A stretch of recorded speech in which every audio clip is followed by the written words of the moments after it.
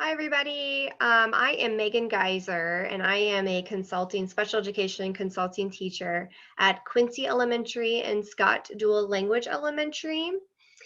This will be my second year in Topeka Public Schools and my 11th year within special education.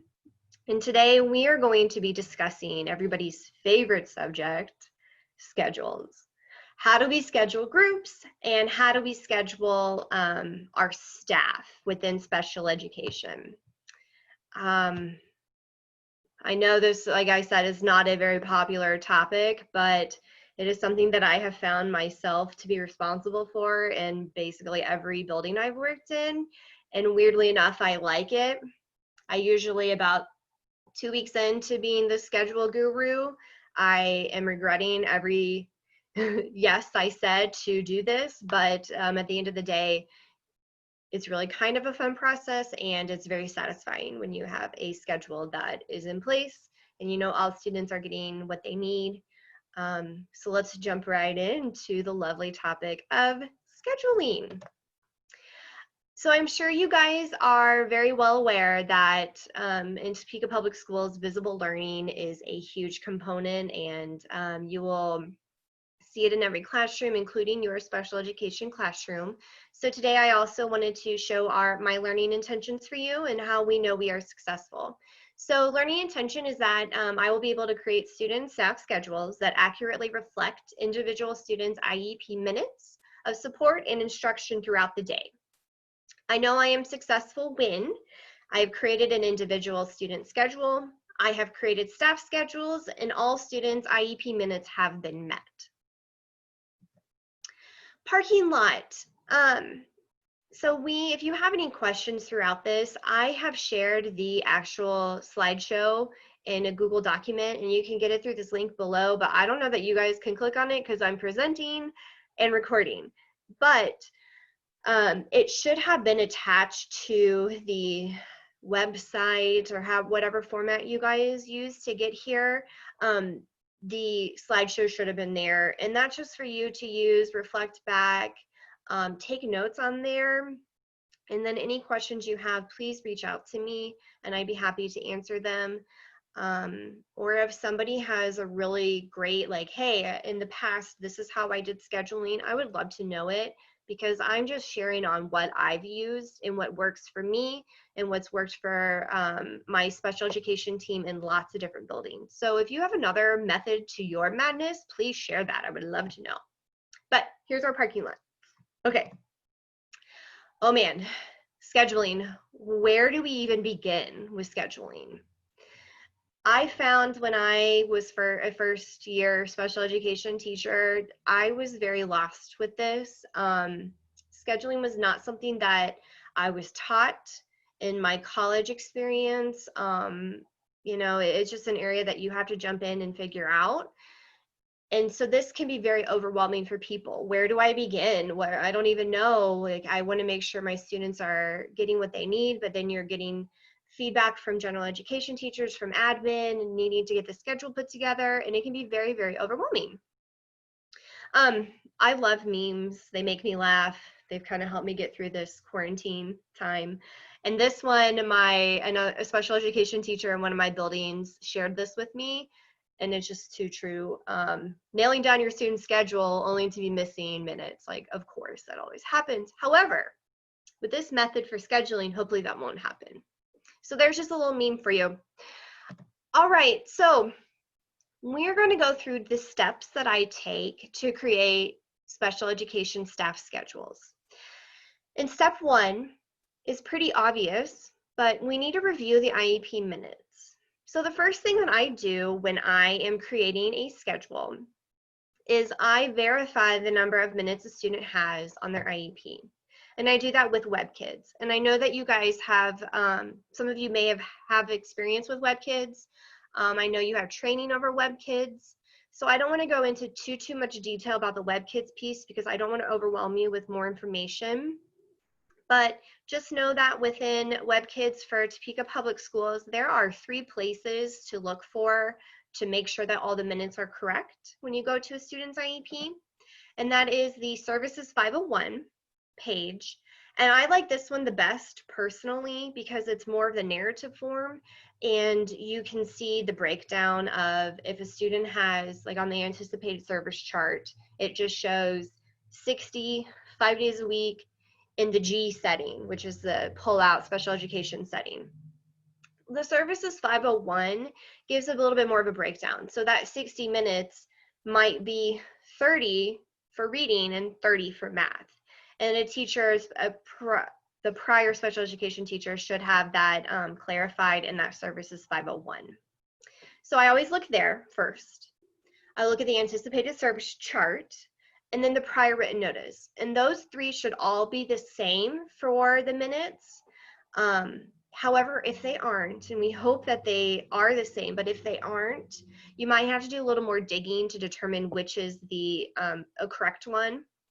And I'd always go with prior written notice because that's the consent. That's what the parents sign consent for. Or if you just need some other questions or need help with this, contact your consulting teacher and they'd be happy to help out. But they should be the same, all three. So step one, you're going to review the minutes in the IEP. Step 1.5, you're still reviewing those minutes, but I like to write down what those minutes are. I personally like to actually write them down with paper and pen.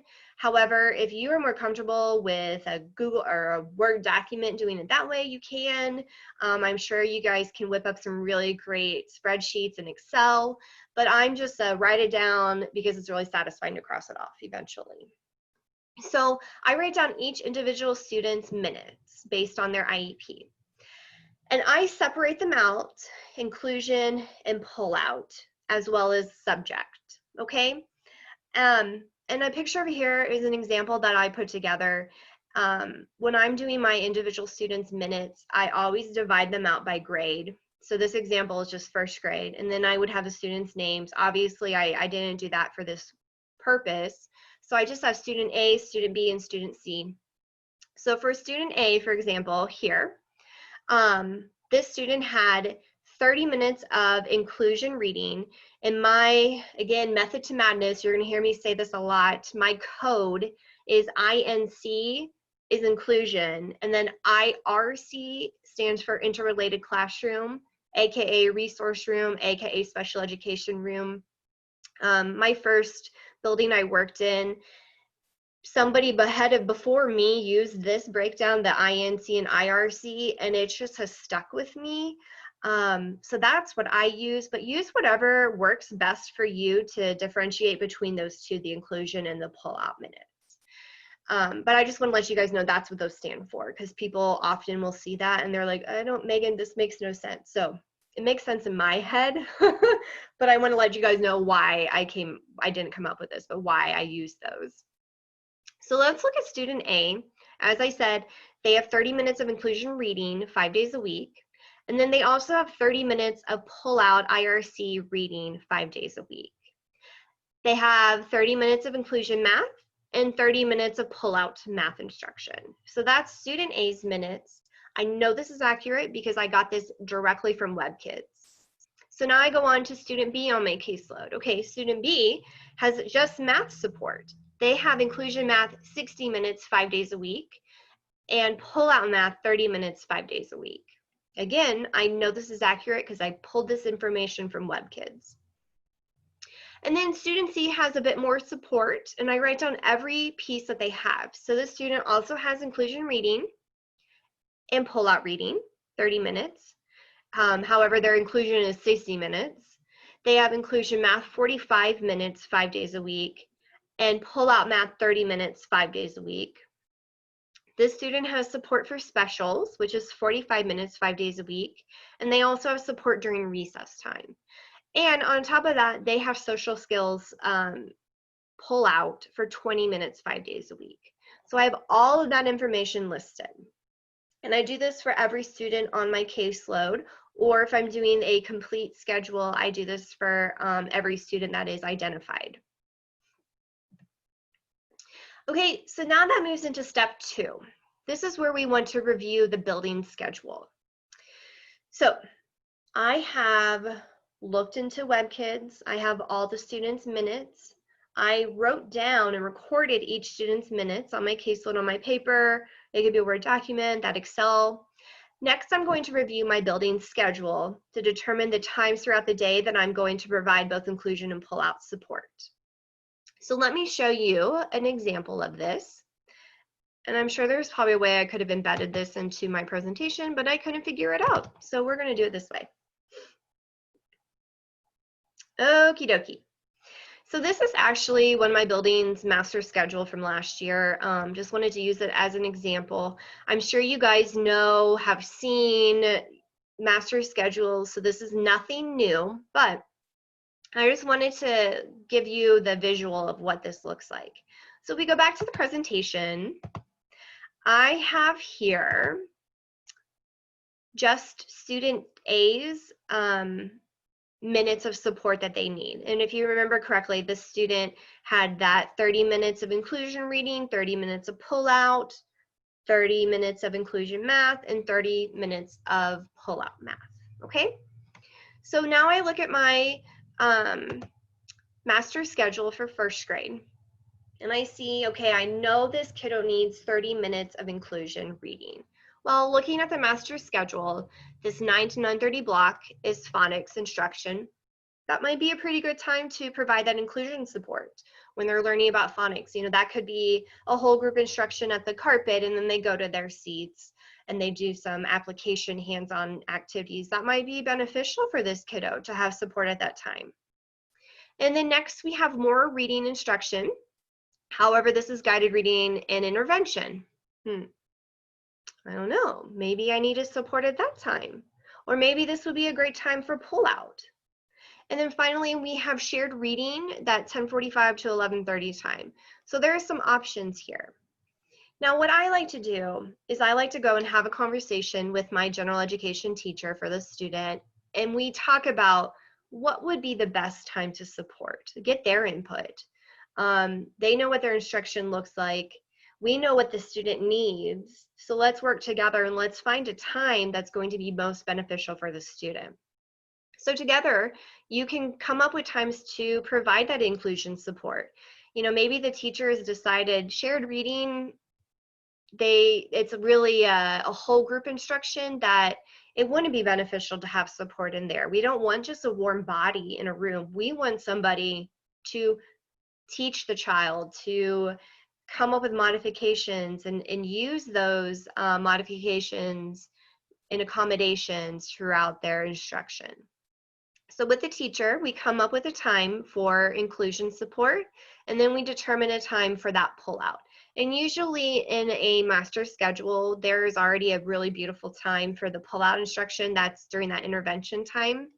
But be mindful, that's a full hour that you want to make sure that you're grouping your students based on their IEP goals. So first grade, for example, if you have 7 students and 4 of them are at the decoding consonant, vowel, consonant, CVC words, they're probably going to be in a group together. And then you may have 3 that are still doing that phonological awareness skill. You don't want to put them all over skill-wise in the same group. You want to be very strategic about your groupings and have them paired together based on their current ability. So after talking to the teacher, let me get back to my PowerPoint. I write down the times that we came up with that would work best for the student during their, inclusion and during their pullout. So I have that written here. So for that inclusion reading, we decided that 9 to 9:30 time would be beneficial and that 11 to 11:30 time. Now, you might be thinking, Megan, you wrote down a full hour here, but the student only needs 30 minutes.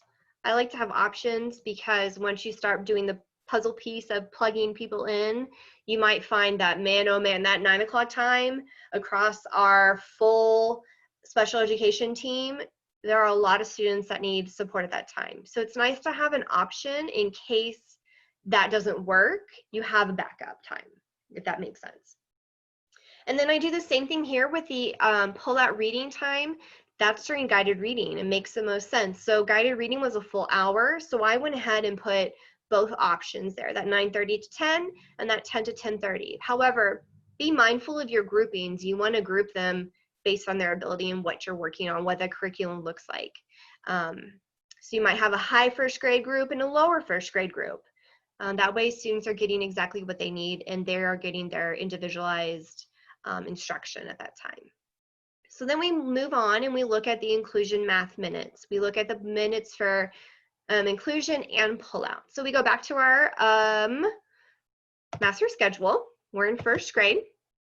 Slide on down to math, and we've got core math for a full hour. And then we go right into math intervention from 2 to 2:30. Beautiful. There it is. So I write down those options after talking with the teacher, what would be most beneficial. You know, some students benefit from having core instruction inclusion support for the last 30 minutes because that's that application piece. Just so talk to your teacher. You guys know your students. The teacher knows the students, and you guys together can come up with a really solid time frame for these kiddos. So again, I wrote down the options here, that 1 to 1:30, 1:30 to 2, and then the math intervention. So I do this for every student on my caseload. I go through and I talk with the teacher, come up with some times that would work, and go through my whole caseload like that. Okay? I feel like I repeated myself there. Now we are moving on to step 3. So step 3 is you create student schedules. You're like halfway through this schedule monster. So at this step, you would have the amount of IEP minutes per student and the time throughout the school day that you are going to support these minutes. So now you create student schedules. And again, this can be based on your caseload only, or if you're creating that master special education schedule, you may have 3 different student schedules based on your providing for teacher A, teacher B, and teacher C. So let me show you an example of what a student schedule looks like. And again, I know I probably can embed this, but I couldn't figure it out, so I apologize. So this is an actual student schedule that I made last year. I have blacked out the top 2 rows that would have been the student's name and then the teacher's name. And just for confidentiality reasons, that's why I blacked it out. But I do want to show you that this was for a special education teacher that taught kindergarten first grade. And I color coded it. So the 3 kindergartners here were all in the same kindergarten classroom. And then the 2 kindergartners here were in a different kindergarten classroom. So I have them in different colors on the top to show that difference between teachers. Because you may have to support, we do have to support all 5 of these kindergartners when they're all doing core math at 1 to 2 o'clock. So I want to make sure that that shows I need 2 different staff members to support that time, if that makes sense.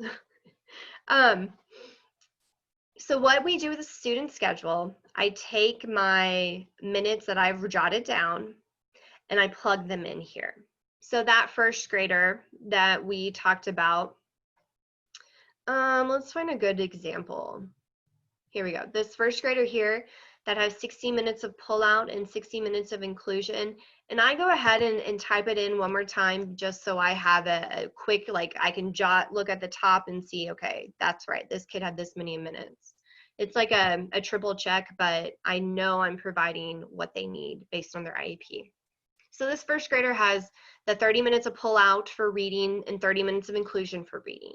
So I went ahead and we plug it in. So this student has their pullout reading that 10 to 10:30 time. And I have it in there. And then once I plug it in here, I can cross it off of that list that I wrote, which is that satisfying, like, okay, this is in the schedule for their student schedule. I have it done. And then I have their inclusion reading block, that 30 minutes here, that 11 to 11:30 time. Cross it off. And we go on with the student, okay, they're getting support in their math core curriculum 1:30 to 2 o'clock.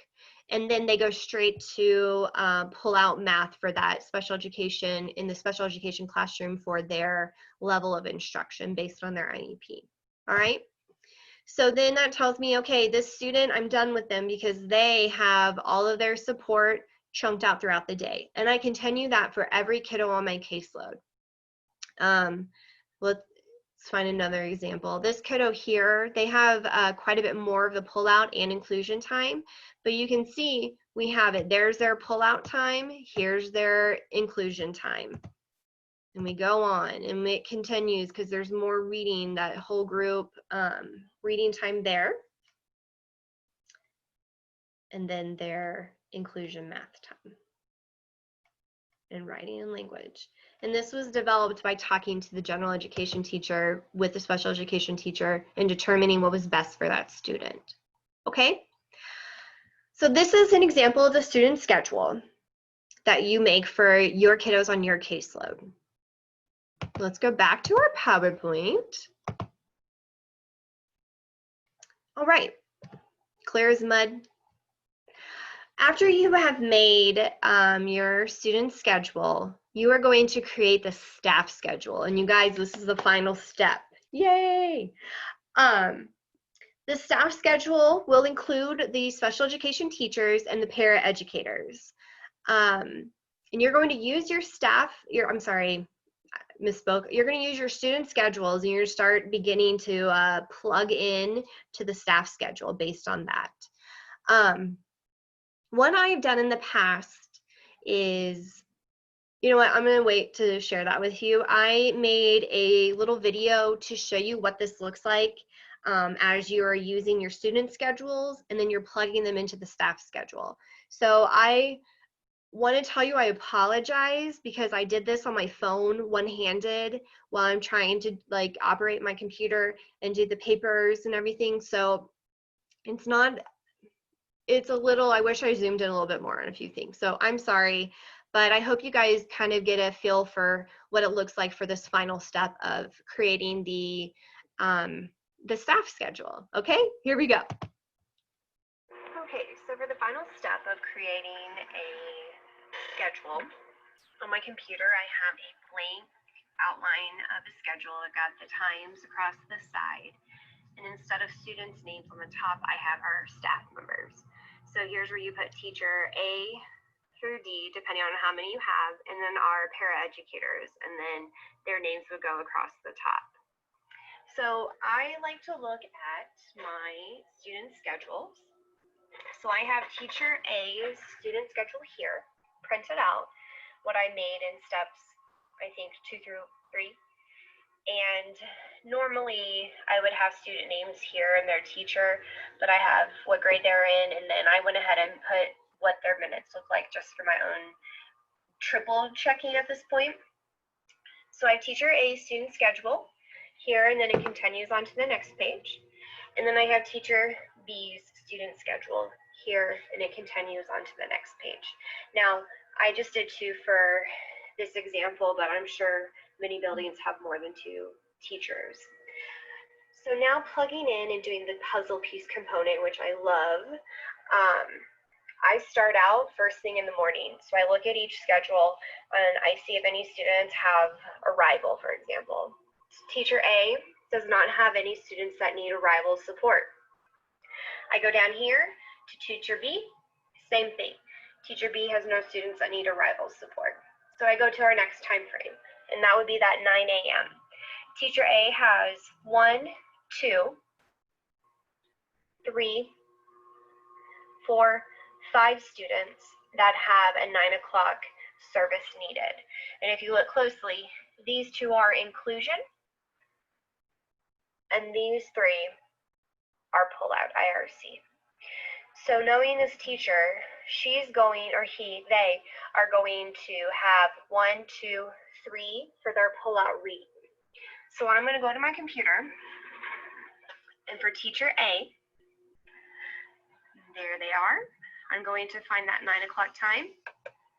And I always go below it, that's just me. I go 9 to 9:30, and they will be teaching IRC reading. And then I normally put the students' names just for our schedule purposes, but for here I'm just going to say student A, B, and C. And then I block this all out. I just like the formatting. It makes it really easy to visualize, to have it blocked out here. And again, I like color-coded things, so I do red as pull out, and that's just my method. Okay, we'll center that and make it a little bit prettier. So now that I know that these 3 kiddos have been plugged into the schedule, I write on there, on the student schedule itself, I put teacher A, teacher A, and teacher A to verify that they have that service provided in the schedule. And then if I really want to get fancy, I might take a red pen or a red crayon and I can X it out. Sometimes I color it in just to quickly visualize, like, okay, that those kiddos are covered in their minutes. Okay, so then I continue on over here and I have another 9 o'clock that needs inclusion. Who am I going to do that? Well, the case manager cannot cover that one because they are already doing a group. So let's see. I know that those kiddos work really, really well for para C. So I'm going to put that para supporting those kiddos in inclusion. So I'm going to plug that into my schedule over here. So I do the same thing, 9 to 9:30. And then I put in inclusion reading, and I might even put who the teacher is underneath it, so that way when the para and the staff members get their schedule, they can see exactly where they're going, what grade they're working with. And I'm going to put, so we'll put, don't you guys love watching me type one-handed while I do this? Mr. Z. So they know that's where we're going. And if we want to be really specific, we can even put the grade level, but if they don't know. And then I put what students we're working with. Well, you're working with student D and E. That way they know exactly why they're in there, who they're supporting. And then I come back to my student schedule, and I know that these 2 are in our master schedule with the teacher, so I'm going to put the person's name that is covering that. So that's para C, and I'm going to color that one in. And once again, you guys, I love color coded, so I'm going to use blue for inclusion, and I'm just going to do a quick, just to see from afar that, okay, those 2 are done. All right. So now that we have covered all of teacher A's student schedule at 9 a.m., I'm going to come on over to teacher B and see if they have anybody that needs support at 9. Oh, they do. They have 1 student that needs support at 9 a.m. So we'll figure out who is going to do that schedule and who's going to plug that in. And I do the same process, going back to the computer, plugging them in, making sure I have everybody covered here. All right.